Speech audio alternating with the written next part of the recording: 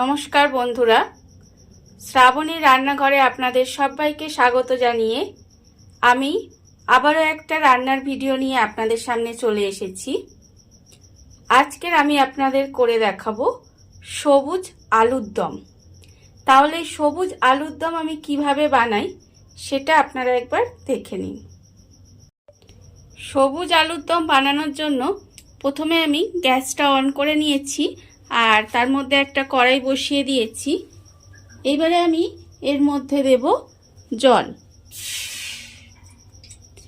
এখানে আমি বেশ অনেকটা পরিমাণে জল দেব, কারণ প্রথমে আমি আলুগুলোকে একটু সেদ্ধ করে নেব।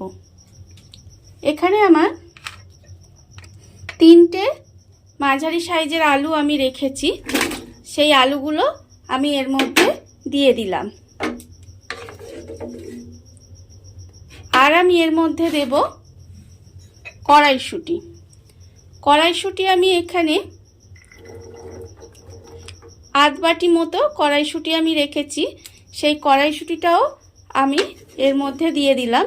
দিয়ে একটু কড়াইশুঁটিটাকেও সেদ্ধ করে নেব। এবারে আমি এর মধ্যে দেব অল্প সামান্য একটু নুন। অল্প সামান্য নুন দিয়ে কড়াইশুঁটি আর আলুটাকে একটু সেদ্ধ করে নিতে হবে, কিন্তু একেবারে আলুটা গলে যেন না যায়, একটু আলুটা ভাপিয়ে সেদ্ধ করে নিতে হবে। আলুগুলো আমার হাফ সেদ্ধ হয়ে গেছে। এইবারে এই আলু আর কড়াইশুঁটিগুলো আমি তুলে রেখে দেব। ভালোভাবে জলটা ঝারিয়ে তুলে আলাদা করে সাইডে রেখে দিতে হবে। এইভাবে আলুগুলোকে আমি তুলে আলাদা করে সাইডে রেখে দেব। আলু আর কড়াইশুঁটিটা আলাদা করে সেদ্ধ করে হাফ সেদ্ধ করে রেখে দিয়েছি। আর অন্যদিকে আবারও গ্যাসটা অন করে কড়াইটা বসিয়ে দিয়েছি। এইবারে আমি এর মধ্যে দেব সর্ষের তেল। এখানে আমি রান্নাটা সর্ষের তেলে করব, আপনারা চাইলে কিন্তু এটা সাদা তেল দিয়েও করতে পারেন। এখানে আমার প্রায় 3 চামচের মতো সর্ষের তেল দিলাম। এবারে তেলটাকে আমি একটু গরম হতে দেব। তেলটা আমার গরম হয়ে গেছে। এইবারে আমি এর মধ্যে প্রথমে দেব আদা বাটা। এখানে আমার 1 চামচ পরিমাণে আদা বাটা দেব। আর আমি দেব কাঁচা লঙ্কা বাটা। কাঁচা লঙ্কা বাটাও আমি এখানে হাফ চামচ পরিমাণে দেব। এটা আপনারা কতটা ঝাল খাবেন সেই বুঝে কিন্তু কাঁচা লঙ্কাটা দেবেন। এবারে এই আদা আর কাঁচা লঙ্কাটা দিয়ে একটু নাড়াচাড়া করে নেব।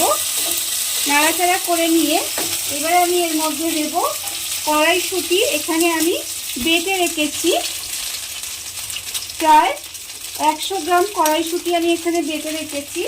সেই কড়াইশুঁটি বাটাটা আমি এর মধ্যে দিয়ে দেব।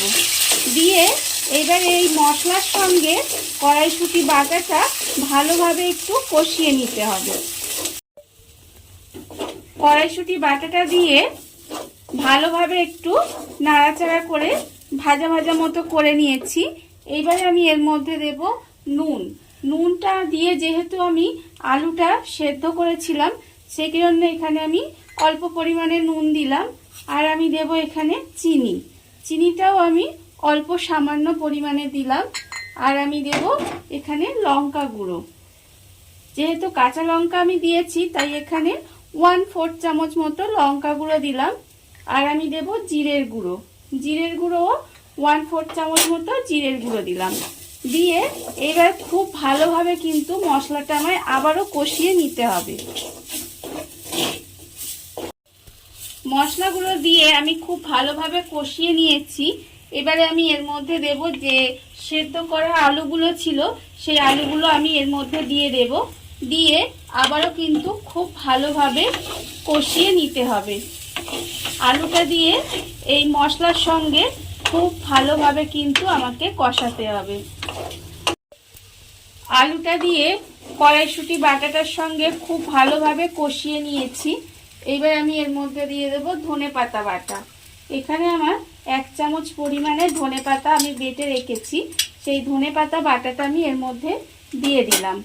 আর আমি দেব এর মধ্যে কড়াইশুঁটিটা যে সেদ্ধ করে নিয়েছিলাম, সেই সেদ্ধ কড়াইশুঁটিটা ওপর থেকে দিয়ে দেব। দিয়ে এবারে ভালোভাবে আবারও এটা খুব ভালোভাবে মিশিয়ে নিতে হবে। ধনেপাতা বাটাটা দিয়ে আবারও আমি খুব ভালোভাবে কষিয়ে নিয়েছি।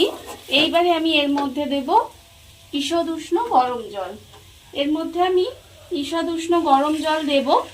যেহেতু আমি আলুটা আধ সেদ্ধ করে রেখেছিলাম, সেই জন্য আমি অল্প পরিমাণে জল দিলাম। জল দিয়ে এবারে এটাকে ঢাকা দিয়ে একটু রান্না করতে দিতে হবে, যাতে আলুটা খুব ভালোভাবে সেদ্ধ হয়ে যায় এবং একটু রান্নাটা ঘন ঘন যাতে হয়। একদম শুকনো শুকনো হবে না, একটু মাখা মাখা থাকবে, আর একদম ঝোলও হবে না। সেই হিসাবে কিন্তু জলটা দিতে হবে। আমি এতে আর একটু জল দেব। এবারে এটাকে আমি ঢাকা দিয়ে গ্যাসটা কমিয়ে কিছুক্ষণ এইভাবে রান্না হতে দেব। আলুটা আমার খুব ভালোভাবে সেদ্ধ হয়ে গেছে আর গ্রেভিটাও বেশ ঘন হয়ে গেছে। আমার সবুজ আলুর দম প্রায় রেডি হয়ে গেছে। এইবারে আমি এই অবস্থায় গ্যাসটা অফ করে দেব। অফ করে দিয়ে একটু ঢাকা দিয়ে কিছুক্ষণ রেখে দেব। রেখে দিলেই কিন্তু আমার সবুজ আলুর দম রেডি হয়ে যাবে। দেখুন বন্ধুরা, কত অল্প উপকরণে কত অল্প সময় কত সুন্দর একটা সবুজ আলুর দম তৈরি হয়ে গেছে, আপনারা দেখতেই পেলেন। এই আলুর দমটা রুটি, লুচি, পরোটা সমস্ত কিছুর সঙ্গেই ভীষণ ভালো খেতে হয়। এই ভিডিওটা যদি আপনাদের ভালো লেগে থাকে তাহলে লাইক করবেন, কমেন্ট করবেন আর সাবস্ক্রাইব করবেন আমার চ্যানেলকে। আজ এই পর্যন্ত, নমস্কার।